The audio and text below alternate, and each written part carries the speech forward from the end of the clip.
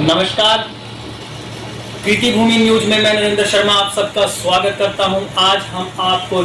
कृति भूमि news के माध्यम से सीधी तस्वीरें दिखा रहे हैं जिला सचिवालय जगाधरी से। और आज हमारे बीच में मौजूद है एक ऐसी शख्सियत, एक ऐसा जाना माना नाम, एक ऐसी पहचान जिन्होंने राजनीतिक सफर में, जिन्हें काफी लंबा समय हो गया, जिनका अधिकतर समय अपना राजनीति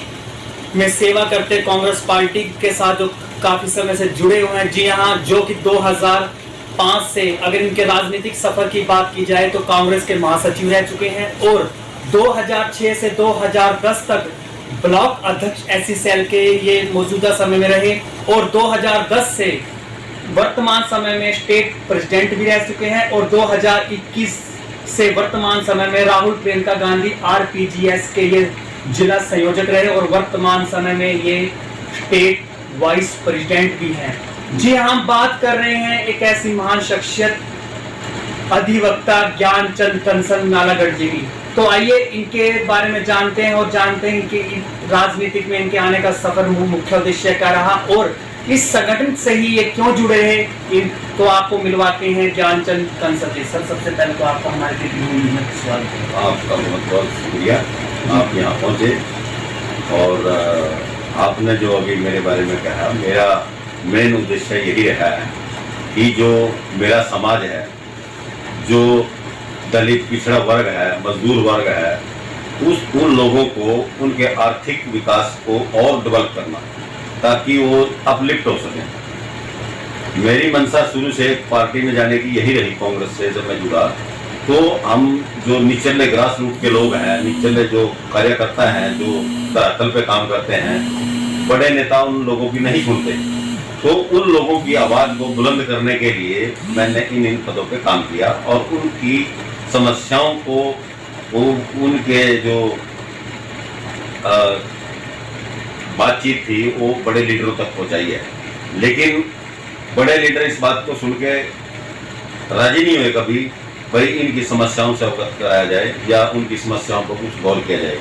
यही कारण है कि कांग्रेस धीरे धीरे पिछड़ती चली गई है। अब कांग्रेस जो है कार्यकर्ताओं की बजाय लीडरों की सरकार बन गई है, लीडरों की पार्टी बनती जा रही है और निचले जो ग्रास रूट पे कार्य होते थे पहले कार्यकर्ताओं के द्वारा या लोगों के द्वारा, उसमें कांग्रेस बहुत पीछे चली गई है। तो मैंने अब संगठन में रहते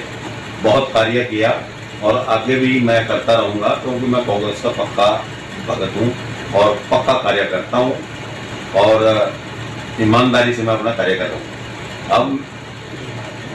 तो सर, जैसा कि देखा जा रहा है कि इस संगठन को मजबूत करने के लिए अब जैसे कल 1 मई को मजदूर दिवस मनाया जा रहा है विश्व में, और हमारे जो राष्ट्रीय अध्यक्ष जी हैं उन्होंने सभी पदाधिकारियों को, चाहे वो जिला स्तरीय है चाहे वो राज्य स्तरीय है, सभी को ये उन्हें आह्वान की, अपील की है कि इसे बड़े हर्षोल्लास से और बड़े सद्भावना से मनाया जाना चाहिए। तो सर, आप अपने जिला स्तरीय लेवल पर आपकी क्या इसके मतलब प्लानिंग है और आप किस प्रकार इस मजदूर दिवस को? कल मजदूर दिवस है। मैं सबसे पहले तो कल मजदूर दिवस पे सभी श्रमिक भाइयों को, मजदूरों को हार्दिक बधाई देना चाहता हूं कि इस दिन 1 मई 1886 को सबसे पहले अमेरिका में एक आंदोलन हुआ था, जिसमें अमेरिका में 10 से लेकर 15-15 घंटे एक मजदूर से काम लिया जाता था और फिर यूनियन, जो ट्रेड यूनियन थी, उन्होंने देखा कि ये तो मजदूरों का बहुत शोषण हो रहा है, तो उस दिन से लेके आज तक 1 मई को, जिसे हम मजदूर दिवस भी कह सकते हैं और मई दिवस के रूप में इसको मनाया जा रहा है। और हम हरियाणा में कल जो है हर जिला स्तर पे हमारी कोशिश है कि मजदूर दिवस हम मनाएं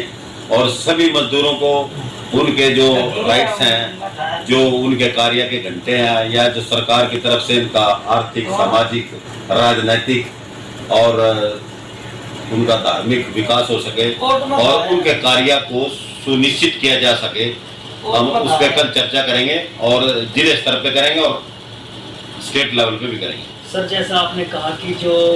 मजदूरों का कार्य, जो निर्धारित का समय 8 घंटे जो निर्धारित किया गया, संपूर्ण विश्व में ये जो दिवस मनाया जा रहा है, तो कहीं ना कहीं अगर देखा जाए तो सरकार की जो आजकल जो दमनकारी नीतियां हैं, जो आज मजदूर जो काफ़ी पिछड़ चुका है और महंगाई की जो मार है वो बढ़ती जा रही है, जिससे एक कोरोना महामारी के दौरान जो मजदूर अभी तक उभर नहीं पाए हैं। तो सर, आपकी सरकार का मुख्य एजेंडा क्या रहेगा अगर भविष्य में, अगर 2024 में जो आम लोकसभा चुनाव आगे आने वाले हैं, तो आपकी पार्टी का मुख्य उद्देश्य मजदूरों को लेकर, सभी वर्गों को लेकर, क्योंकि कांग्रेस का हाथ सबके साथ, तो इस बारे में आप क्या कहना चाहेंगे? तो जब हमारी सरकार बनेगी हरियाणा के अंदर 2024 में, तो सरकार से मिलके जो हमारे लीडरशिप है उनसे मिलके हम मजदूरों के उत्थान के लिए, उनके विकास के लिए, उनके कल्याण के लिए, उनके कार्य का जो है ना पूरा उनको ध्यान में रखते हुए, ताकि उनको EF, PF और उनका जो लेबर कार्ड है उनको बने, जो सरकार की तरफ से सुविधाएं जो उनको निश्चित मजदूरी तय की गई है उनको मिले, किसी भी प्रकार का उनका शोषण ना हो। ये सरकार पे हम दबाव भी बनाएंगे, सरकार के साथ समन्वय बना के हम चलेंगे, ताकि किसी भी मजदूर के साथ कभी कोई ऐसा समस्या ना पैदा हो और सरकार उनका पूरा ध्यान रखेगी। तो सर, आप हमारे चैनल के माध्यम से अपने जिला वासियों को, अपने देशवासियों को इस मजदूर दिवस पर क्या कुछ संदेश देना चाहेंगे? मैं इस मजदूर दिवस पे यही अपना संदेश देना चाहता हूँ। सबसे पहले तो मैं उनको हार्दिक बधाई, हार्दिक अभिनंदन, उनका स्वागत करना चाहता हूँ कि इस दिवस को आप जैसे दिवाली, दशहरा हम मनाते हैं, अपने त्योहारों को मनाते हैं, मजदूर सभी मजदूर मिलके इस त्योहार को भी मजदूर दिवस के रूप में मनाएं और खुशियां मनाएं, और जो है ना, ताकि उनके चेहरे पे आर्थिक मुस्कान आ सके, क्योंकि जब आदमी के चेहरे पे मुस्कान होती है तभी उसके अंदर से आत्मा खुश होती है, उसका मन खुश होता है, उसका शरीर खुश होता है, उसका मस्तिष्क खुश होता है। मैं सभी को एक बार फिर मजदूर दिवस में सभी मजदूर वासियों को बहुत बहुत बधाई, बहुत बहुत उनका अभिनंदन करना चाहता हूँ। और कल जो है मजदूर दिवस है, 1 मई को हम पूरे हर्षोल्लास से संगठन में होने के नाते से और एक सामाजिक कार्यकर्ता होने के नाते से पार्टी का, अपनी पार्टी को और अपनी ट्रेड यूनियन को के साथ हम मिलके मई दिवस मनाएंगे। आपका बहुत बहुत धन्यवाद। धन्यवाद। हम भी आपको 1 मई के दिवस पे आपको अपनी चैनल की तरफ से बहुत बहुत शुभकामनाएं देते हैं। बहुत बहुत धन्यवाद। तो देखा, हम बात कर रहे थे हमारे प्रदेश के उपाध्यक्ष श्री ज्ञानचंद कंसल जी से। इन्होंने 1 मई जो मजदूर दिवस के रूप में मनाया जाएगा, इसके ऊपर बहुत ही अच्छा संदेश अपना जिला वासियों को और अपने हरियाणा के प्रदेश वासियों को दिया। इन्होंने अपने संदेश में कहा कि मैं जनता से अपील करता हूं कि ये एक ऐसा दिवस ऐसे बड़े हर्षोल्लास से मनाया जाए, और सद्भावना जो इनकी पार्टी का मुख्य उद्देश्य है कि अगर भविष्य में 2024 में जो आम लोकसभा चुनाव होने जा रहे हैं, जिसका भी समय अगर जनता इन्हें मौका देती है, तो इनकी पार्टी का जो मुख्य उद्देश्य रहेगा जनता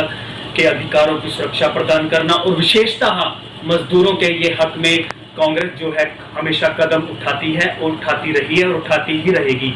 तो जुड़े रहिए कृति भूमि न्यूज के साथ, देखते रहिए पल पल की खबर, आपकी नजर हम पर, हमारी नजर सब पर, हम आपकी आवाज बने हैं और बने रहेंगे। यमुनानगर रिपोर्टिंग नरेंद्र शर्मा के साथ मेरे सहयोगी कैमरामैन कमल। धन्यवाद। Thank you.